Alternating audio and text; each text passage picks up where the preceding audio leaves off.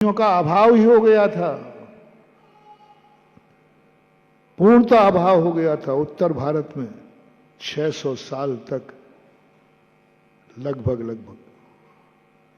लेकिन पूज्यवर शांति सागर महाराज ने उस अभाव को पूर्ति कर दी।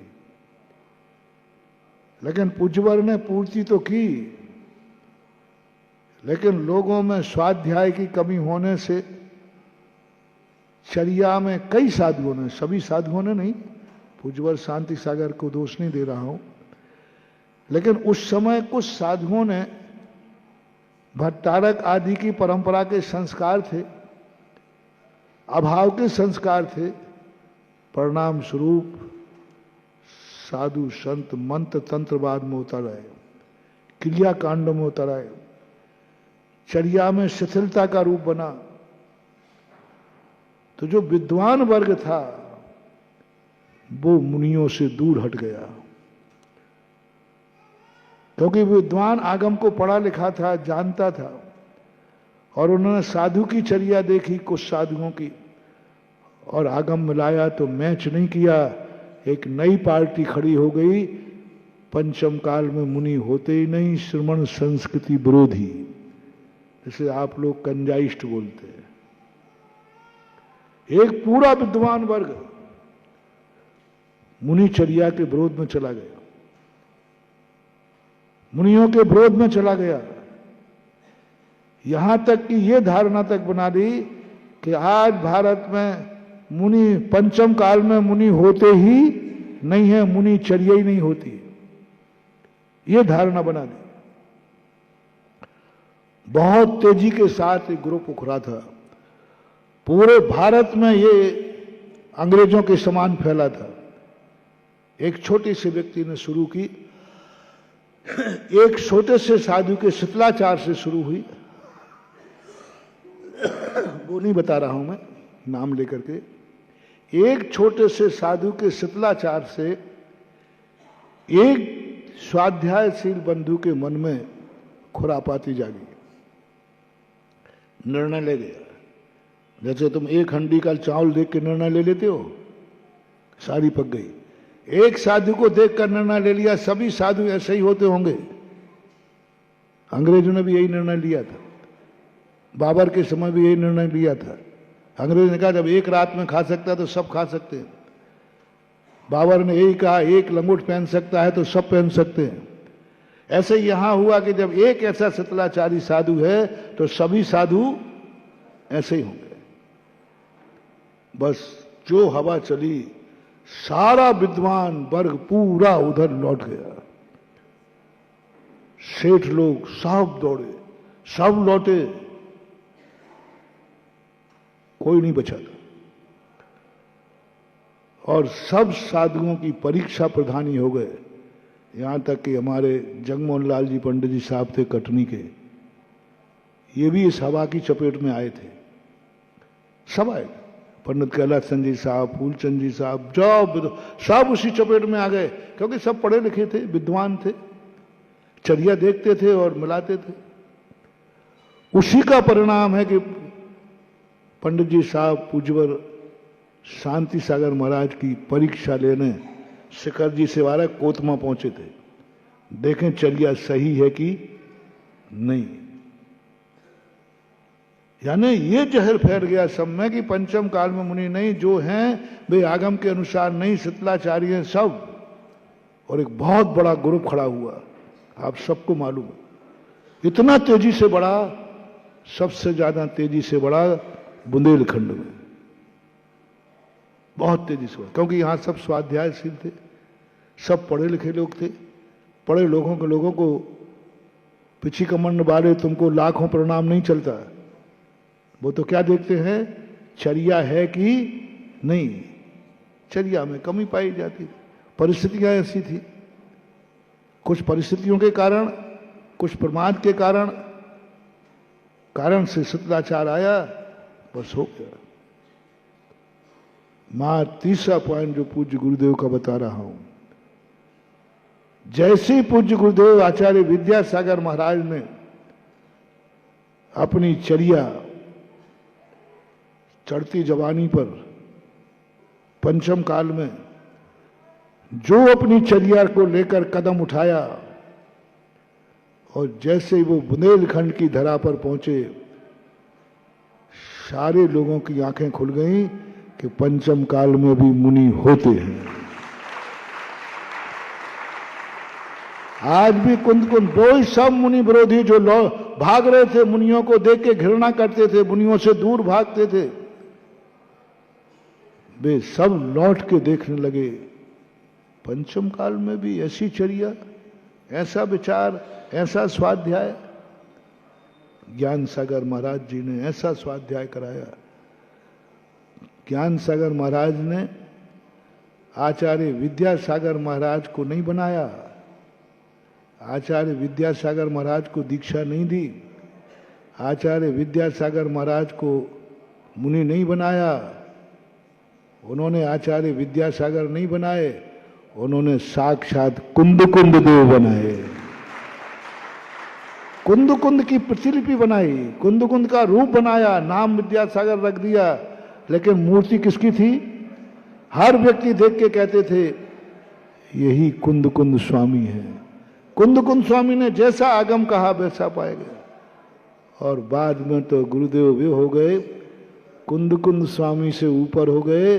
लोग कहने लगे मुझे पता नहीं महावीर स्वामी हुए हैं कि नहीं। क्या हो गए फिर वो? पहले आचार्य श्री मुनि बने,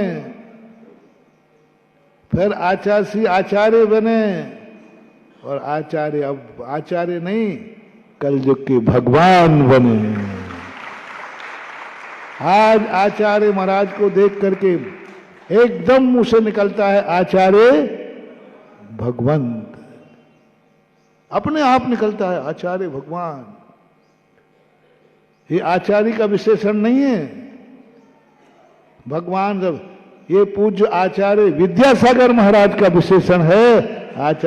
आचार्य को तो आचार्य सब कहते हैं, वो आचार्य हैं तो कहते हैं, लेकिन आचार्य को भगवान का जो उपाधि निकलती है भक्त के अंदर से, उपाधि नहीं है भक्त की, तो क्या निकलती है? आचार्य यानी वो भगवान की मूर्ति बन गए।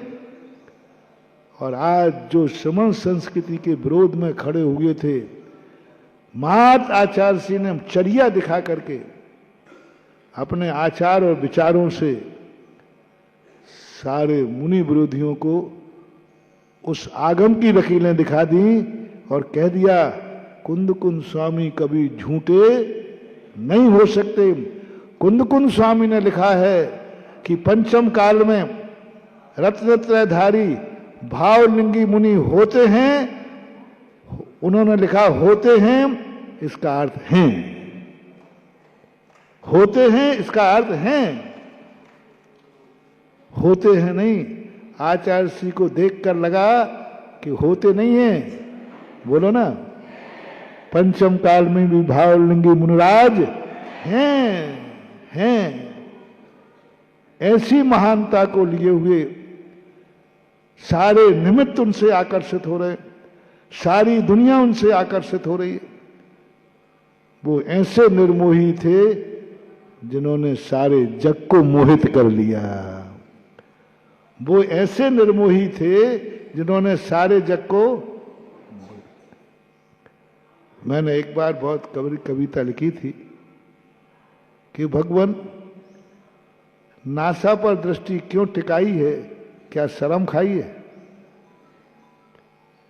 मेरे सूने आंगन में क्यों आते हो भगवान, क्या चोरी का दोष तुम्हें नहीं लगता है? यानी स्वप्न में आ जाते। अरे स्वप्न में क्यों आते? सही आओ ना, भक्ति से प्रसन्न हुए हो तो मैंने कि इसमें मेरी क्या गलती है? ना तुम बीतरागी होते, ना मैं तुमसे राग करता, क्योंकि मैं रागियों से राग नहीं करता हूं। सबसे बड़ी भक्त की पहचान बीतरागी से राग होना और रागियों से राग होना। रागियों से राग होना संसार है और बीतरागी से राग होना परमार्थ है। आचार्य से इतने बीतरागी थे, दुनिया को उनसे उतना ही ज्यादा राग था। वो कितने थे? वो संसार के सबसे बड़े वीतरागी थे। और संसार के लोगों को सबसे ज्यादा राग किससे था? है? एक बार अपन उनकी पुण्यतिथि मनाने में संतुष्ट नहीं हुए। 6 तारीख को मना ली थी ना। अभी छुल्लक जी ने कहा, बोले महाराज आज 18 तारीख है। मैंने कहा एक बार और सही। हालांकि मैं प्रवचन में पूज्य गुरुदेव का कोई ना कोई संस्मरण लेकर प्रतिदिन मना लेता हूं। प्रतिदिन आपने देखा प्रवचन में कोई ना कोई बात महाराज की, उनका स्मरण आना, गुणानुवाद आना, संस्मरण आ जाना, यही तो उनकी स्तुति है। तो अपन तो प्रतिदिन उनके कोई ना कोई गुणानुवाद करते हैं। आज 18 तारीख है, उनके लिए तो पुण्यतिथि है, अपने लिए तो काला दिवस है। क्योंकि अपना तो वियोग हुआ है एक ऐसी महान शक्ति का जिसकी पूर्ति करवाना अब संभव नहीं है। वो रूप नहीं मिलेगा, वो स्वरूप नहीं मिलेगा, वो विशाल हृदय नहीं मिलेगा, वो विशाल सोच नहीं मिलेगा। सारी दुनिया निश्चिंत थी कि आचार्य विद्यासागर महाराज हैं, धर्म की कोई चिंता करने की जरूरत। वो रूप नहीं है, वो स्वरूप नहीं है, वो सोच नहीं है, वो विचार नहीं है, वो विशालता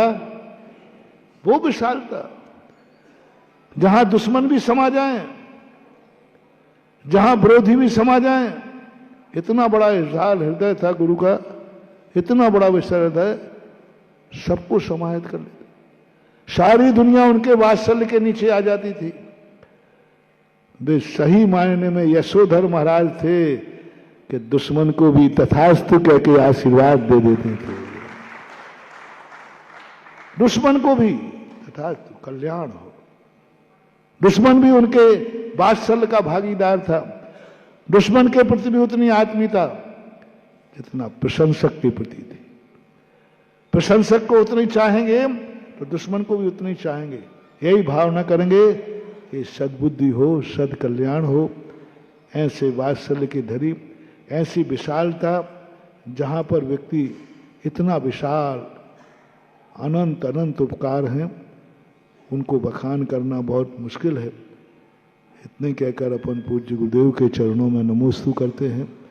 हे भगवान, ऐसा वियोग का क्षण अब जन्म जन्म में कभी और न मिले। इस भाव में तो सहन कर लिया, गुरु मिले तो गुरु की समाधि बाद में हो, हमारी समाधि पहले हो। एक बार आचार्य जी से कहा था कि आचार्य जी आपकी इतनी लंबी उम्र हो, हम सब लोग की समाधि करके जाना, समाधि करा के जाना। तो आज कहते स्वार्थी कहेंगे, अपनी समाधि मेरे से करा लोगे? अरे तुम लोग ये सोचो कि मैं गुरु की समाधि कराऊंगा, हम सब मिलकर गुरु की समाधि कराऊंगा। इस पे तो कोई बोल नहीं रहा। सब लोगों को अपनी अपनी पड़ी है। सब लोग क्या चाह रहे हैं कि मेरी समाधि गुरु के सानिध्य में हो।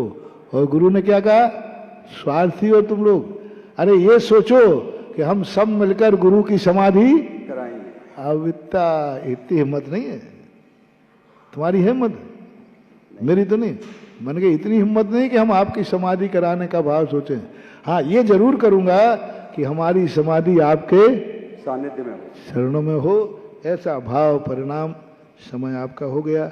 ये कुछ बातें बोलना है, अभी थोड़ा समय नहीं, शाम को विचार करेंगे। हमारे बीच में कोटा से गुरु भक्त राम जैसे हुकुमचंद काका के भाई लक्ष्मण जी जैसे भाई हमारे बीच में हैं, आए। और आज की पूजन के लिए अजमेरा जी कोटा से हमारे हुकुम काका के भाई साहब आए हैं, आए। शीघ्रता के साथ पूजन शुरू करेंगे। एक बहुत अच्छा शेर लिखा है डॉक्टर विनोद जी ने। चट्टानों से मैं गुजरा तो छाप रह गई पांव की, सोचो कितना बोझ उठा करके मैं चला हूं। आचार्य जी सोचो, आचार्य जी जब चले तो चट्टानों पर भी उनके छाप छुड़ गई। छोड़ो, आचार्य जी के ऊपर कितना बोझ लेकर चले थे, कभी और होता है। महा